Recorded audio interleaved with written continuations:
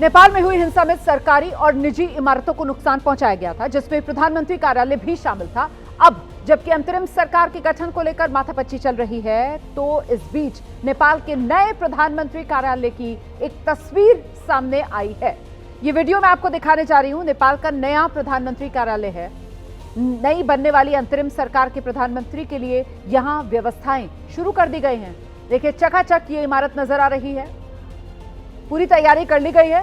अंतरिम सरकार की कमान जो नए प्रधानमंत्री संभालेंगे, उन्हीं के लिए ये कार्यालय, व्यवस्था उन्हीं के लिए बनाई गई है जो अब नए सिरे से नेपाल की कमान अपनी हाथ में लेंगे।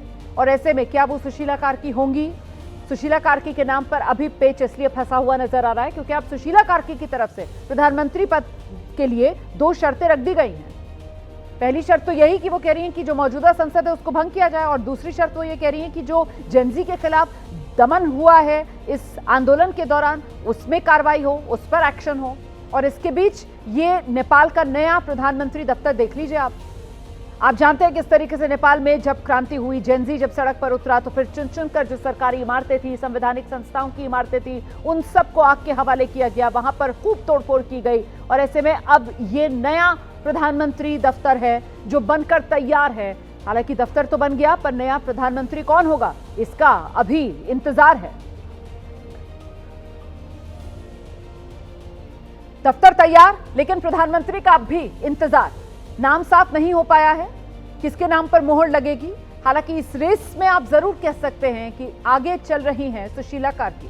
ये 2 तस्वीरें देखिए, हिंसा में किस तरीके से पुराना दफ्तर जल गया था, पूरी तरीके से जलकर खाक हो चुका था। और ऐसे में अब ये नया दफ्तर बनकर तैयार है। दफ्तर जो खाक हुआ था उसी को चाक चौबंद कर लिया गया है और ये नया दफ्तर बनकर तैयार है। अब नई सरकार का जल्दी से जल्दी गठन होना है, अंतरिम सरकार का गठन होना है, और अंतरिम सरकार जैसे ही शपथ लेगी उसके साथ ही कामकाज में जुटेगी। ऐसे में कोई देरी ना हो, इसीलिए नया दफ्तर नेपाल में प्रधानमंत्री के लिए तैयार कर लिया गया। प्रधानमंत्री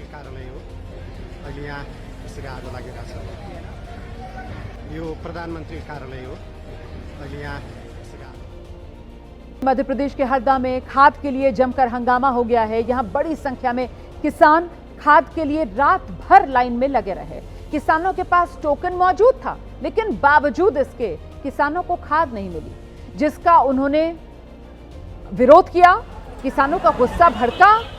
तस्वीरों में देखिए आप कैसे खाद वितरण केंद्र के बाहर किसानों का हुजूम उमड़ा हुआ नजर आया। ये किसान घंटों लाइन में लगे हुए थे, इंतजार कर रहे थे। बावजूद इसके इन सबको खाद नहीं मिल पाई। कुछ को खाद मिली, लेकिन ज्यादातर खाली हाथ रह गए। इसके बाद नाराज किसानों ने कलेक्टर ऑफिस का रुख किया और वहीं जाकर धरना प्रदर्शन शुरू कर दिया, अपनी नाराजगी दिखाई। स्थानीय विधायक ने भी इसे प्रशासन की गलती करार दिया है। इसका स्टॉक किसानों को खाद मिलने से पहले ही खत्म हो गया है।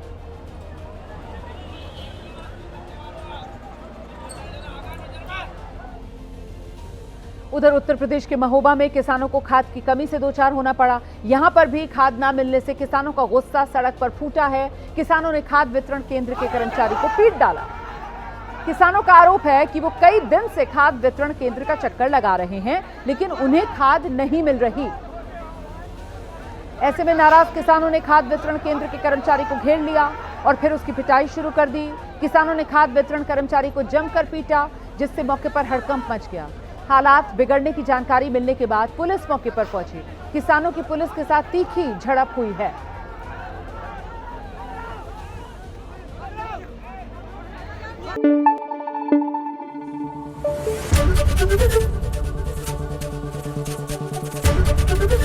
एबीपी न्यूज आपको रखे आगे।